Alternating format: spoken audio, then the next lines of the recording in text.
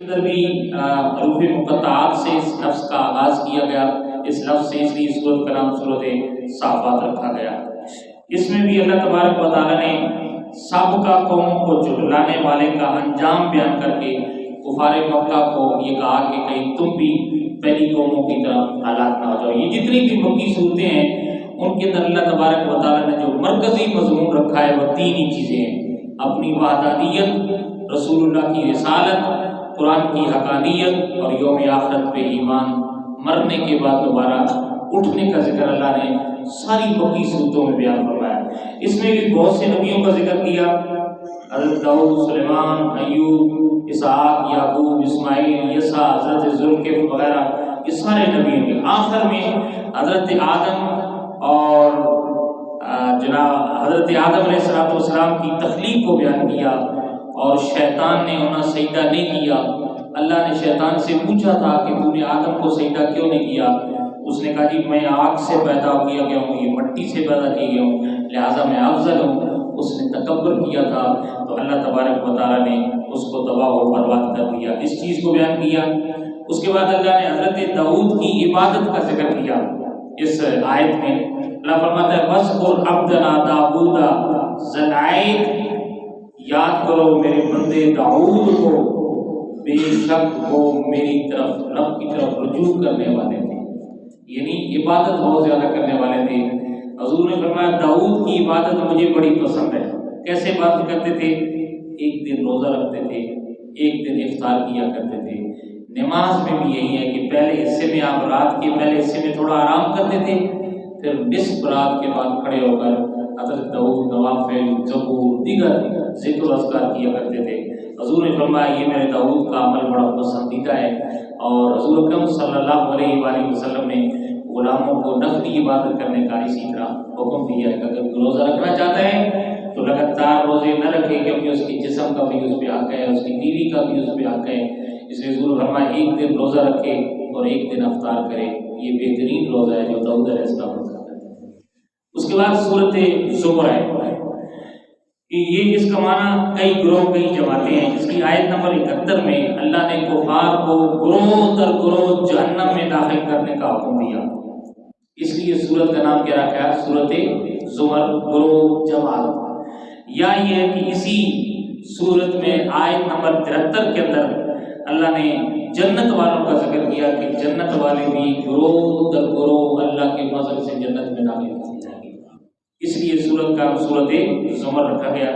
اس کی بڑی فضیلت ہے۔ حضرت عائشہ فرماتی ہیں ہر روز امام الانبیاء صلی اللہ علیہ وسلم بستر پہ سونے سے پہلے بنی اسرائیل اور سورت زمر کی تلاوت فرما کر آپ جو ہے ہمیشہ سویا کرتے تھے بستر پہ۔ یہ حضور کی سنت ہے، اگر کسی کے لیے آسانی ہو ضرور یہ سنت ادا کرنی چاہیے۔ اس کے بعد اللہ نے اس سورت میں مسلمان اور کفار کے درمیان فرق بیان کیا ہے کہ مسلمان دنیا اور آخرت میں سعادت مند ہوں گے اور کفار دونوں جہانوں میں بدبخت رہیں گے۔ ٹھیک ہے نا جی، ان کے نصیب میں جو ہے وہ بدبختی ہے، اور کل قیامت والے دن کافر یہ تمنا کریں گے کاش ہم سے آج فدیہ لے کر جہنم سے نکالا جاتا، لیکن اللہ فرماتا ہے وہاں کوئی مال شال بندے کو فائدہ نہیں دے گا، فائدہ صرف اعمال صالحہ دیں گے۔ شرط یہ ہے کہ وہ کیا ہوگا؟ صاحب ایمان ہوگا۔ ورنہ کفار کتنے فلائی کام کرتے ہیں، انگریز کر رہے ہیں کہ نہیں کر رہے؟ صرف نیکی کا یا فلائی کام فائدہ نہیں دیتا اس وقت تک جب تک ایمان کی دولت موجود ہو نہیں ہے۔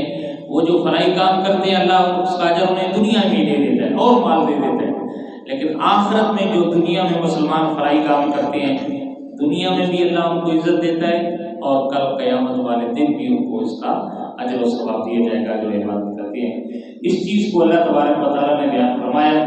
اس کے بعد اللہ نے قرآن کی عظمت بیان فرمائی ہے کہ جب مسلمان کی آیتیں سنتا ہے تو ان پہ خوف طاری ہو جاتا ہے قرآن کے سن پہ، اور جو کفار ہیں ان کے دل سخت ہو جاتے ہیں، اور وہ اس سے اور مزید جن کے دلوں پہ اللہ نے مورے لگا دی ہیں ان کو قرآن کی سمجھ نہیں آتی، اور وہ اسی طرح سخت سے سخت تر ہوتے چلے جاتے ہیں۔ لیکن مسلمانوں کی شان یہ ہے کہ ان کا دل نرم ہو جاتا ہے جب وہ قرآن کی تلاوت سنتے ہیں۔ تو اس چیز کو اللہ تبارک و تعالیٰ نے بیان فرمایا۔ اس کے بعد آگے اللہ تبارک و تعالیٰ نے یہ فرمایا کہ یہ قیامت والے دن یہ جو کفار ہیں یہ قیامت والے دن جھگڑیں گے، ٹھیک ہے نا جی۔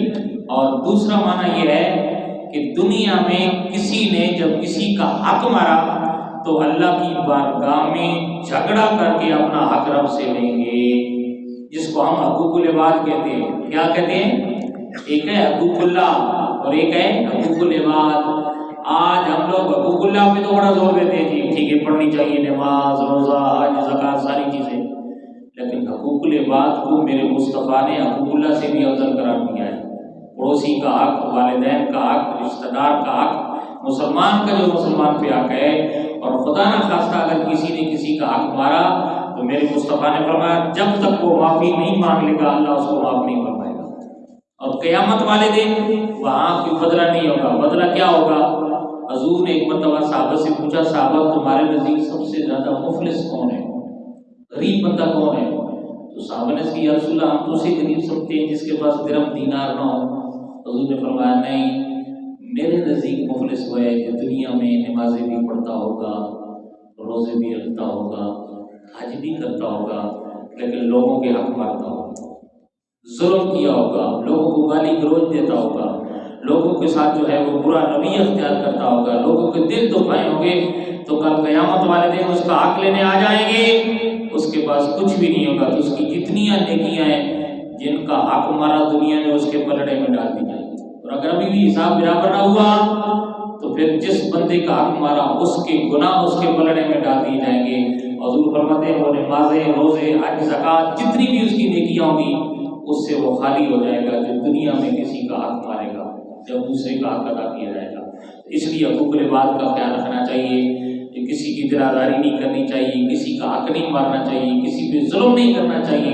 اللہ نے اگر اقتدار اور اللہ نے اگر اختیار دیا ہے تو پھر اس کو عدل و انصاف کے پیمانے میں رہ کر استعمال کرنا چاہیے، نہ کہ دوسروں پہ ظلم کرنا چاہیے، ورنہ کل قیامت والے دن ایک ذرا بھر نیکی بھی لائی جائے گی، ایک ذرا بھر گناہ بھی لایا جائے گا بندے کے سامنے، ہر ایک کا حساب دینا ہوگا۔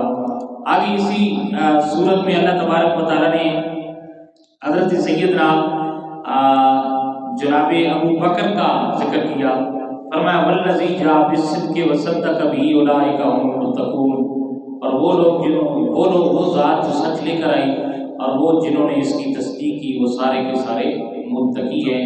تو اس آیت کی مصداق سیدنا صدیق اکبر ہیں، سچ لانے والی ذات مصطفیٰ کی ہے۔ اس ذات پہ سب سے پہلے جس ذات نے لبیک کہا اس کا نام کیا ہے؟ ابو بکر ہے، ان کا ذکر کیا گیا۔ سورۃ مومن ہے جناب، اس کا پہلا لفظ سورۃ مومن، اس کے دو نام ہیں، ایک تو اس کا مومن ہے جس کا معنی ایمان والا۔ تو اس صورت میں اس صورت کی آیت نمبر 28 میں فرعون قوم کے ایک ایمان والے مرد کا ذکر کیا گیا جو تھا تو فرعونی لیکن حضرت موسیٰ پہ ایمان لا چکا تھا، جن کا ذکر میں نے کیا تھا کہ حضرت موسیٰ علیہ السلام سے جب قتل ہو گیا تھا تو حضرت موسیٰ علیہ السلام کو فرعون نے قتل کرنے کا حکم دیا تھا۔ تو اس وقت یہ فرعون کی محفل میں بیٹھا ہوا تھا ایماندار ہے، تھا موسیٰ کا جو ہے وہ امتی، تھا آل فرعون میں سے، تو لہذا بھی ایمان اس نے اپنا چھپایا ہوا تھا۔ اسی بندے نے سب سے پہلے جا کر سیدنا موسیٰ کو خبر دے دی تمہارے قتل کا حکم ہو گیا، لہذا شہر چھوڑ دو۔ یہ وہ مومن ہے، اس کا ذکر کیا گیا خاص طور پہ اس مومن کا، آل فرعون کے مومن کا جو موسیٰ کو، اس لیے سورت کا نام سورت مومن رکھا گیا۔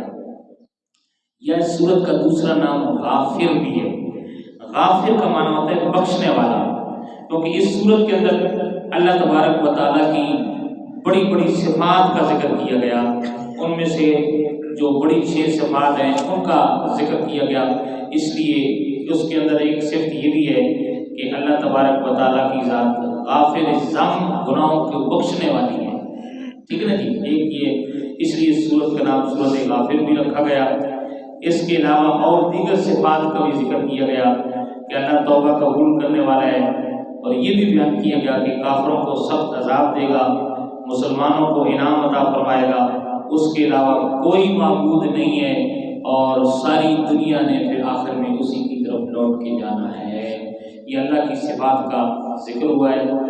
اور اس کے علاوہ اس صورت کے اندر اللہ تبارک و تعالیٰ نے جو ہے اور دیگر بہت سے مضامین میں بیان کیے ہیں۔ آخری صورت حامیم سجدہ، اس کا نام حامیم اس لیے رکھا گیا کہ حامیم کہنے کی وجہ یہ ہے کہ اس کی ابتدا حامیم سے ہوئی ہے، ٹھیک ہے نا جی۔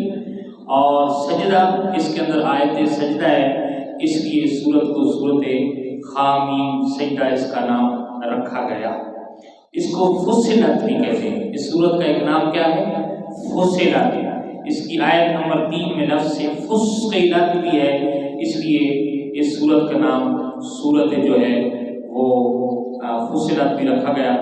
اور اس کی بارے میں آتا ہے اس کی فضائل میں کہ حضور اکرم صلی اللہ علیہ وسلم صورت حامیم سجدہ اور تبارک الذی پڑھنے کے بعد آپ بستر پہ تشریف لے جایا کرتے تھے، اس کو بھی یہ بیان کیا گیا ہے۔ اس کے علاوہ صورت میں یہ بات بیان کی گئی ہے، قیامت والے دن ایسا ہوگا کہ بندے کا ہر جسم کا عضو جو ہے وہ خود بولے گا میرے مولا اس بندے نے کیا کیا گناہ کیا، کیسے کیا۔ زبان پہ مہر لگ جائے گی، ہاتھ بولیں گے، پاؤں بولیں گے، جسم کا ایک ایک عضو بولے گا کہ کیا ہے یہ بندے نے کیا کیا گناہ کیا، اس کی گواہی جسم کا ہر عضو دے گا کل قیامت والے دن۔ اسی طرح امام الانبیاء نے فرمایا جو اللہ کی اطاعت پہ صبر کرنے والے ہیں وہ جنت کی ان کو بشارت ہے۔ قرآن کے بارے میں فرمایا کہ قرآن ہدایت دیتا ہے، قرآن شفا عطا کرتا ہے ہر بیماری کا۔ اور اس کے علاوہ اللہ کی عظیم قدرت علم کے بارے میں بتایا گیا، یہ بتایا گیا کہ آسانی ملنے پر جو ہے وہ تکبر اور غرور نہیں کرنا چاہیے بلکہ اللہ کا شکر بجا لانا چاہیے۔ اس چیز کو اللہ تبارک و تعالیٰ نے اس صورت کے اندر جو ہے وہ بیان کیا ہے۔ اس کے علاوہ اللہ تبارک و تعالیٰ نے اس صورت میں اہل ایمان کی صفت بیان کی ہے کہ ان الذین آمنوا وعملوا الصالحات، وہ ایمان لائے، عمل کرتے ہیں اور پھر اس پہ پہاڑ کی طرح استقامت اختیار کرتے ہیں تو پھر اللہ زمین پہ ان پہ رحمت کے فرشتے نازل کرتا ہے۔ ان کے لیے دنیا میں بھی خوشخبری ہے، آخرت میں بھی اللہ نے ان کے ساتھ اچھا وعدہ کر رکھا ہے اور ان کو دونوں جہانوں میں اللہ نعمتوں سے مالا مال فرمائے گا۔ اور پھر اسی صورت میں اللہ تبارک و تعالیٰ نے ایک اور بیان کی کہ وَمَنْ أَحْسَنُ قَوْلًا مِّمَّنْ دَعَا إِلَى اللَّهِ وَعَمِلَ صَالِحًا۔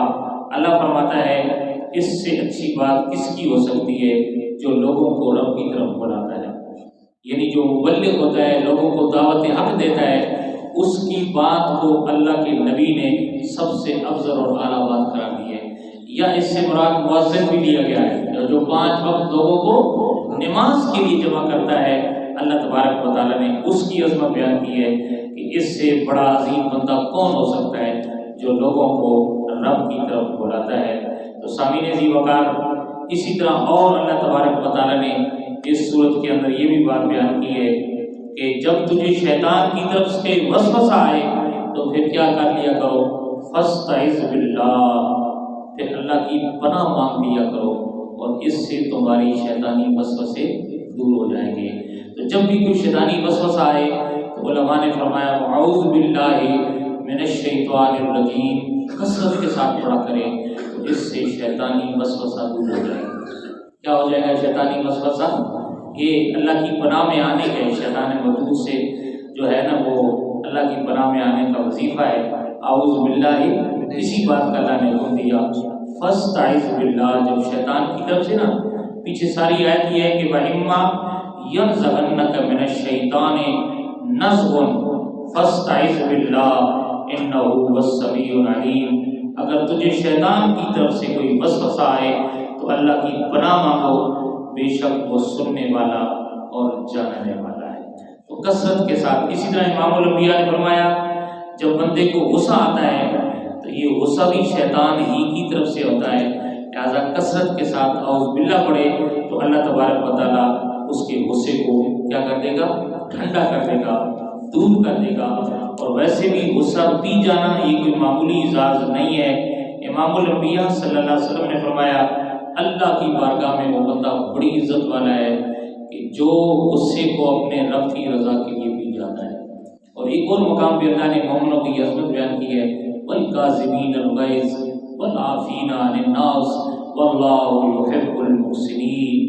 جو مسلمان ہیں وہ اللہ کے لیے غصہ بھی جاتے ہیں، معاف کر دیتے ہیں، اور جو معاف کرتے ہیں، جو احسان کرتے ہیں، پھر اللہ ان سے محبت کرتا ہے۔ تو معاف کر دینا، غصہ بھی جانا، یہ رسول اللہ کی جو ہے تعلیم ہے، ایسا کرنا چاہیے۔ اس کا فائدہ یہ ہے کہ اللہ کا وہ بندہ محبوب بن جاتا ہے۔ اللہ کی بارگاہ میں دعا ہے اللہ ہمیں کی توفیق نصیب فرمائے۔